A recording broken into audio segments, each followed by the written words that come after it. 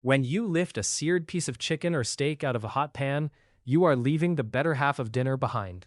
The dark, sticky, almost burnt patches welded to the metal, what French cooks call the fond, literally the bottom or the base, are not residue to be scrubbed off. They are concentrated flavor in solid form. Technically, the fond is a Maillard product layer welded to a thin film of caramelized juice. The same chain of browning reactions described in The Maillard Reaction Explained, but driven to its sticky endpoint and then fused to iron or steel by the last seconds of the sear.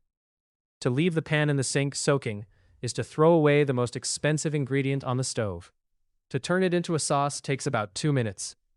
The technique has a name in French classical cookery, déglacer, to deglaze, and it works the same way every time. The protein comes out of the pan to rest. The pan stays on medium heat. A splash of cold liquid hits the hot fond. The temperature drop fractures the welded surface, and a wooden spoon or spatula scrapes it free. The liquid does two jobs at once. It dissolves what the heat fused, and it becomes the body of the sauce. The choice of liquid is mostly preference, but each has a chemistry of its own. Wine, red or white, anything you would drink, brings acid and alcohol. The acid balances the savory weight of the meat, and the alcohol carries volatile aroma compounds up into the nose. Stock brings umami and water, deepening the meat flavor without redirecting it. Even plain water works in a pinch. It lacks character of its own, but it still dissolves the fond and gives you something to reduce. The classical proportion is roughly half a cup of liquid for a single pan of protein, but the only quantity that matters is enough to cover the bottom and let you scrape. Once the fond is dissolved and the pan looks roughly the color of weak coffee, you reduce. Bring the liquid to a fast simmer and let it boil down by about half, or until it visibly coats the back of the spoon, rather than running off it. This is the step most home cooks skip, and it is the step that separates a watery jus from a sauce. Reduction does not intensify flavor by magic. It simply removes water, leaving the same number of flavor molecules in a smaller volume.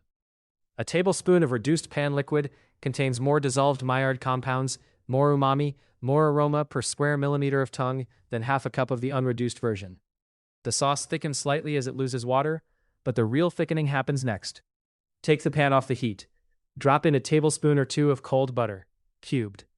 Swirl the pan or whisk gently until the butter melts into the reduced liquid and the sauce turns glossy and slightly viscous. This is what French cooks call monter au beurre, and it is the small technique that makes the difference between a sauce that looks homemade and one that looks restaurant. The mechanism is an emulsion.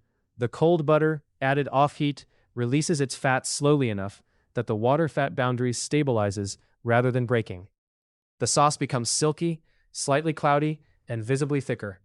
If you add the butter to a boiling pan, it will simply melt and pool as oil on top, and you will lose the effect entirely. Off heat, gently, is the whole rule. A torn, fresh herb, tarragon for chicken, thyme for steak, parsley for almost anything, can go in at the same moment for aroma. The residual warmth will release the volatile oils without cooking the herb to dullness. There are several views on whether any of this matters. French classical sauce making treats the pan sauce as foundational. It is taught in the first week of culinary school, and the great mother sauces are extrapolations of the same logic at larger scale. Modern home cooking, especially in the United States, has largely skipped it. The pan goes into the sink, the meat goes onto the plate, and a bottled sauce or a squirt of lemon does the work that 2 minutes of deglazing would have done better. My view is that the meat without the pan sauce is incomplete. The protein and the fond are halves of one event. Separating them is like serving the loaf without the crust. The pan was telling you what to do, in the language of stuck-on brown bits. And the only correct response is to listen for 2 minutes before you wash it. The technique is portable across every seared protein: chicken thighs, steak, pork chops, duck breast, a fillet of firm fish, even a thick slice of mushroom or tofu, seared hard enough to fond. The steps do not change. Liquid in, scrape, reduce, butter off heat. The same logic appears in Japanese kitchens, where a hot teppan or a cast iron pan used for yakiniku is often finished with a splash of sake, or mirin. The alcohol burns off, the sugars in the mirin caramelize against the residue, and the resulting glaze is poured back over the meat. The vocabulary is different, and the seasoning is different, but the chemistry is identical.